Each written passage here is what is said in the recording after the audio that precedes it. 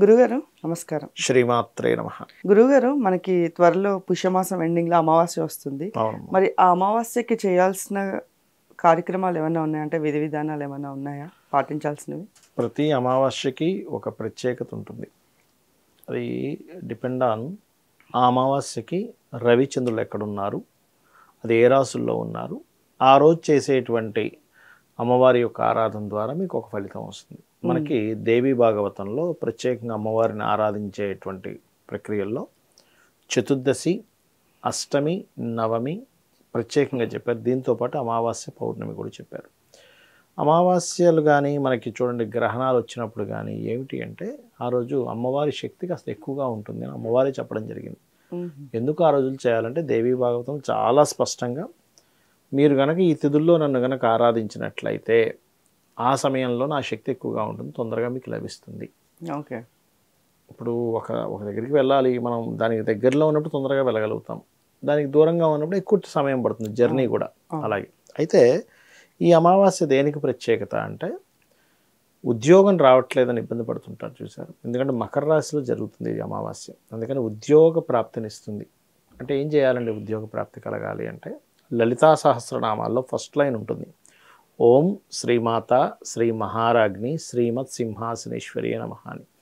అది కనుక కంటిన్యూస్గా అంటే ఉదయం పూజ చేసుకుని కొంతసేపు ఒక అరగంట గంట సేపు, ముఖ్యంగా అమావాస్యలు సాయంత్రం సమయంలో కనుక ఈ మంత్రం చెబితే మరింత బాగుంటుంది.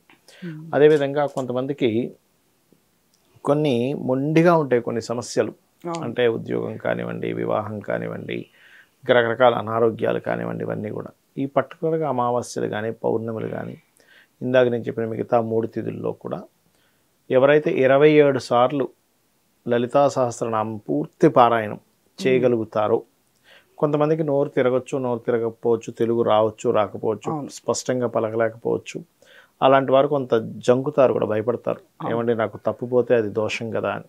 అలాంటి వారికి చాలా సింపుల్ టెక్నిక్ ఒకటి ఉంది. ఏమిటది అంటే ఇవాళ రేపు మనకి యూట్యూబ్లో కొడితే లలితా సహస్రనామాలు వస్తాయి. చక్కగా దాన్ని ప్లే చేసుకొని కుంకుమ కానీ అక్షింతలు కానీ తీసుకొని ఒక్కొక్క నామం అక్కడ ప్లే అవుతుంటే చేయడం. అలా కూడా కాదు, చక్కగా మఠం వేసుకొని కూర్చొని కుర్చీలో కూర్చోగలిగితే కుర్చీలో కూర్చోండి, తప్పేం లేదు. కిందన కూర్చోలేని వారు ఉంటారు కొంతమంది, కిందన కూర్చోగలము, శక్తి ఉంది, యువకులు ఎనర్జీగా ఉన్నారు అనుకుంటే కింద కూర్చోవచ్చు చక్కగా పూజ గదిలో.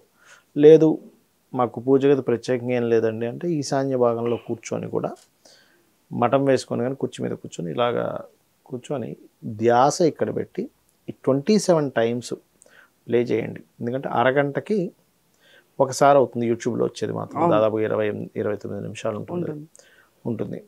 ఫాస్ట్గా ఏం పెట్టుకోవద్దు, అది సేమ్ నార్మల్ మోడ్లోనే పెట్టుకొని అలా చేస్తూ ఉంటే దాదాపుగా మీకు 13.5 గంటలు పడుతుంది 27 సార్లు అంటే. కంటిన్యూస్గా చేయండి. కాకపోతే ఇది కొంచెం ఒక 14-15 గంటల వరకు వెళ్తుందండి. ఒకసారి చేసినప్పుడు మరి మళ్ళీ హారతి ఇవ్వాలి అమ్మవారికి. ఇచ్చి ఏదో ఒక చిన్న ఒక మిశ్రీ కావచ్చు, ఇంకా మీరు చక్కగా మేము వండుకున్నామండి పలహారాలు అవి పెట్టగలనుకుంటే పెట్టచ్చు. అమావాస్య పూజ ప్రత్యేకంగా ఏంటంటే మీకున్నటువంటి పీడ అంటారు చూసారు, ఏమైందో అర్థం కావట్లేదండి, మా జీవితాలన్నీ స్ట్రక్ అయిపోయాయి, ఆగిపోయాయి, ఎదుగు బొదుగు లేకుండా ఆగిపోయింది అంటుంటారు చూసారు, అటువంటి దోషాలు తీసేయడానికి అద్భుతంగా పనిచేస్తుంది అమావాస్య రోజు చేసేటువంటి అమ్మవారి ఆరాధన. అదొకటి. రెండవది, అమావాస్య ఎప్పుడు వచ్చినా గుర్తుపెట్టుకోవాల్సింది ఏమిటంటే పితృదేవతలకి మీరు స్వయం పాకం ఇవ్వాలి. స్వయం పాకం అంటే బియ్యము, 2 రకాల కూరగాయలు, ఒక 4-5 తోటకూర కట్టలు, పప్పులు, 2 రకాల పప్పులు, చింతపండు, ఉప్పు, మిరపకాయలు, ఇట్లాంటివన్నీ ఇస్తారు. ఈ పదార్థాలని పురోహితులు, మనకి ఆలయంలో పురోహితులకి మీ పెద్దవాళ్ళు ఉంటారు కదా గతించిన వారు, వాళ్ళ పేర్ల మీద ఇవ్వాలి. ఇస్తే అమ్మవారి స్వయంగా చెప్పింది స్వాహ స్వద అంటే ఏమిటి, పితృదేవతా సంబంధంగా ఇచ్చేది ఆవిడే, దేవతా సంబంధంగా ఇచ్చేది ఆవిడే. పితృదేవతలను ఎందుకు పెట్టారని మనం అర్థం చేసుకోవాలి. మన యొక్క జనరేషన్స్ ఏవైతే ఉన్నాయో వాళ్ళ అనుగ్రహం కూడా కావాలి మనకి. అందుకని ఖచ్చితంగా చాలామంది చూడండి ఎన్నో పూజలు చేస్తుంటామండి, మాకు ఎటువంటి రిజల్ట్ రావట్లేదు అంటారు, బికాజ్ ఆఫ్ పితృదేవత అనుగ్రహం లేకపోవడం వల్ల. ఇది ఈ రెండు కనుక చేయగలిగితే ఖచ్చితంగా వీళ్ళకి ఈ అమావాస్య నాడు బాగుంటుంది. దాంతోపాటు చాలామంది అడుగుతుంటారు ఉపవాసం ఉండాలా, మరి ఏకభుక్తం అంటే చాలామంది అంటుంటారు దీనికి ఏమీ లేదు, సింపుల్. శక్తి ఉంది మీకు, ఉపవాసం ఉండండి. శక్తి లేదు, ఉపవాసం ఉండాల్సిన అవసరం ఏమీ లేదు. చక్కగా ఏ ఫలమో కొంచెం, కాకపోతే మరీ ఫుల్గా తినకుండా కొంచెం లైట్గా తీసుకుంటే మంచి టిఫిన్ లాంటిది ఏదైనా తీసుకుంటే చేయొచ్చు, తప్పేం కాదు. అయితే ఈ 27 సార్లు చేయమని చెప్పాను చూసారా, 27 సార్లు పెట్టిన ఫలం ఏదైతే నైవేద్యంగా పెడతారో దాన్ని తీసుకోవచ్చు మీరు మధ్య మధ్యలో. 9 సార్లు ఉదయం నుంచి మధ్యాహ్నం వరకు 9 సార్లు అయిపోయాయి అనుకోండి ఉదాహరణకి, అప్పుడు కొంచెం ఆ ఫలాలు తీసుకొని తిని మళ్ళీ స్టార్ట్ చేయొచ్చు. మళ్ళీ 9 సార్లు అయిన తర్వాత ఈవినింగ్ టైం లేదని తీసుకొని మళ్ళీ 9 టైమ్స్ చేయొచ్చు. ఓకే.